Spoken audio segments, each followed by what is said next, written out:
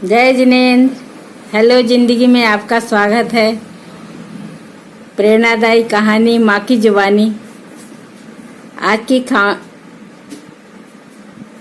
की कहानी भावनाओं के ऊपर आधारित है कि किस तरह की भावना अपन किसी के प्रति रखते हैं तो दूसरे पर उसका कैसे प्रभाव पड़ता है।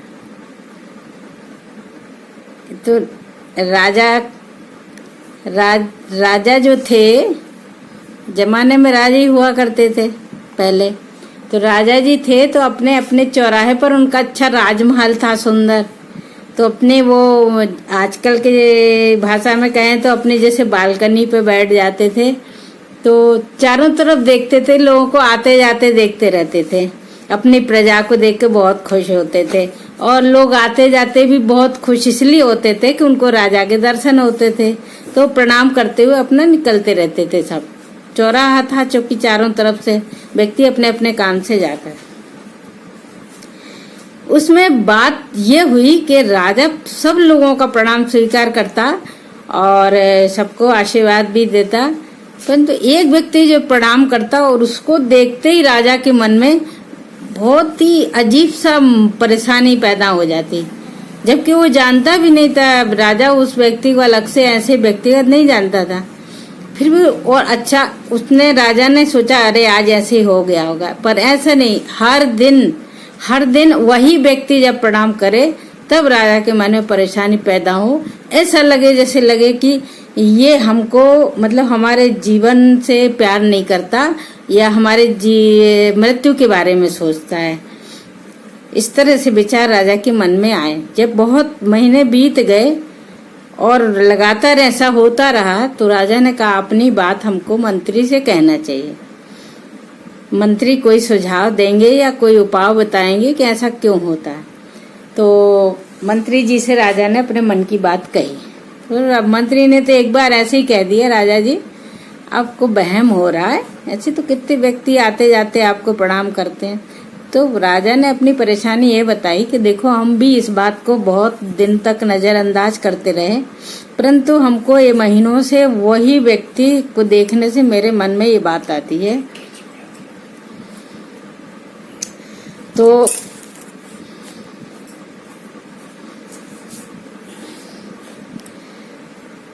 राजा जी बोले मंत्री से कि देखो जो तुम कह रहे हो वो मैं भी सोच रहा था, मेरा वहम है, पर मैंने इन महीनों में ये बात समझ रही है, इसलिए हम आपसे कहे मुझे कोई उपाय बताइए या इसका कुछ भी सूत्र खोजिए कि ऐसा क्यों हो रहा। तो मंत्री ने कहा आप राजा जी बिल्कुल चिंता मत करो, मैं थोड़े ही दिनों में इसका उपाय खोज लूंगा या उस व्यक्ति को खोज लूंगा, जो भी उसकी गहराई में जो भी बात होगी मैं समझ लूंगा, आप चिंता नहीं करो। तो मंत्री जी ने उस व्यक्ति का बैठ के एक दिन राजा के पास बैठ गए वो मंत्री जी, और जैसे ही देखा कि वो व्यक्ति आया जिससे राजा को परेशानी होती थी, उसने प्रणाम किया और राजा ने भी अपना अभिवादन स्वीकार किया। फिर भी तुरंत राजा के मन में परेशानी पैदा हो गई। तो मंत्री जी ने उस आदमी को बहुत अच्छे से देख के पहचान लिया कि अब मैं इसका निवास स्थान पर जाऊंगा और पता करूंगा।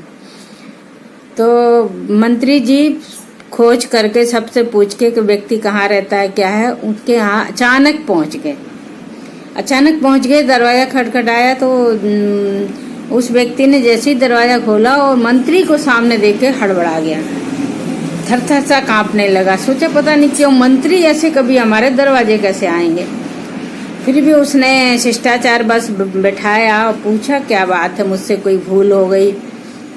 तो मंत्री ने कहा नहीं ऐसी कोई बात नहीं, मैं तो ऐसे ही आ गया, आप तो बहुत अच्छे व्यक्ति हो, चलता फिरता निकल रहा था आ गया, मैं तो ऐसे आता ही जाता रहता हूँ हर किसी के यहाँ, प्रजा के यहाँ। तो उसने कहा ठीक है। फिर भी मंत्री ने सोचा इसके यहाँ बहुत अच्छी गंध आ रही, सुगंध आ रही, खूब प्यारी गंध। तो मंत्री ने पूछा क्यों भाई, तुम्हारे यहाँ तो बड़ी इत्र वित्र डाल रखे हैं, लग रहा है इतनी अच्छी गंध आ रही, बिल्कुल ऐसे महलों में भी नहीं आती। तो वो एकदम ऐसे खड़े हो गए, थर थर कांपने लगा। तो मंत्री ने कहा ऐसा क्यों डर रहे हो, मैं कोई बड़ी बात थोड़ी पूछ रहा हूँ। बोले नहीं आप कुछ अभयदान दो तो मैं बताऊंगा। तो मंत्री ने कहा नहीं नहीं ऐसी कोई बात नहीं है, तुमको जो भी बताना है बता दो, पूरा अभय दान है मेरे, मैं न राजा से कहूंगा न कुछ भी नहीं, मैं तो पूछ रहा हूँ ऐसे। तो फिर उसने कहा देखो भाई एक बार आप हमको फिर से आश्वस्त कर दो तो मैं बताता हूँ। तो मंत्री ने कर दिया। तो बताया उसने कि मेरे पिताजी जो हैं चले गए, दुनिया से चले गए, परंतु वो हमको कह गए कि तुम अपने पास चंदन इकट्ठा करते रहना, चंदन की लकड़ियां। क्यों? क्योंकि जब राजा मरेंगे तो चंदन की लकड़ियां उनके अंतिम संस्कार में लगती हैं और खूब ऊंचे दामों में बिकती हैं, जितना चाहे मुंह मांगा दाम मिलता है उसको।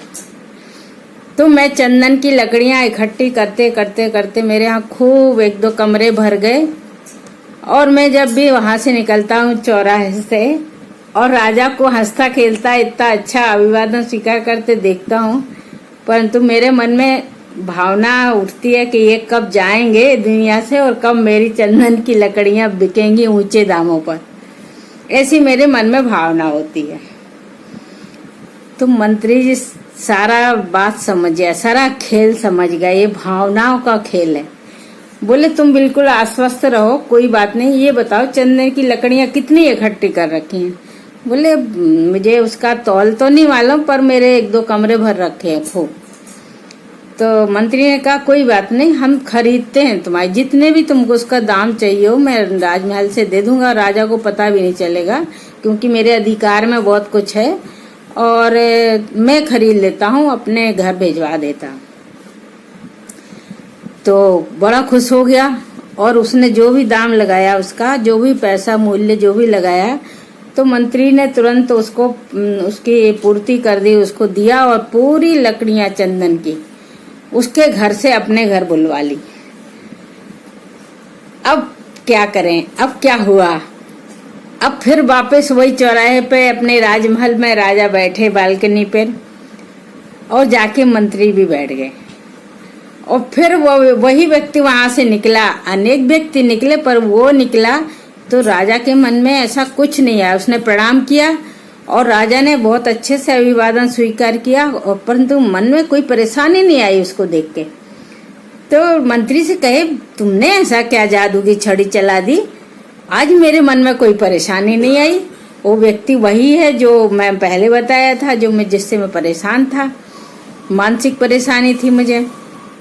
तो मंत्री ने कहा नहीं आपके मन में कुछ नहीं आया। बोले नहीं आज बिल्कुल कुछ नहीं है, जैसे साधारण सारे प्रजा के लोग जाते हैं वैसे ये गया और हमको उसने प्रणाम किया, हमको अच्छा लगा, रोज की तरह ने अभिवादन भी कर लिया और मन में कोई परेशानी भी नहीं आई।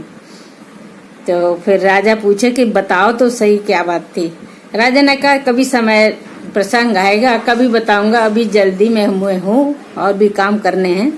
राजा जी आप निश्चिंत हो जाइए, आपकी परेशानी खत्म हो गई, फिर कभी बात आएगी तो अब बताऊंगा। कहानी इतनी ही थी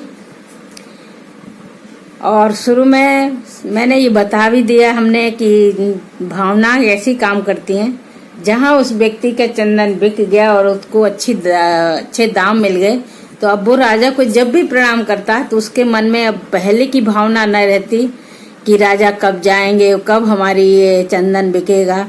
अब उसके मन में ये रहती भावना, अरे राजा हमारा तो बिक ही गया और हमको मुंह दाम मिल भी गए, राजा जुग जुग जिए और हमारा इतना अच्छा राजा है, प्रजा का इतना ध्यान रखना है, जुग जुग जिए, 100 साल जिए। तो उसकी ऐसा आशीर्वाद मन से निकलता था और राजा की परेशानी बंद हो गई।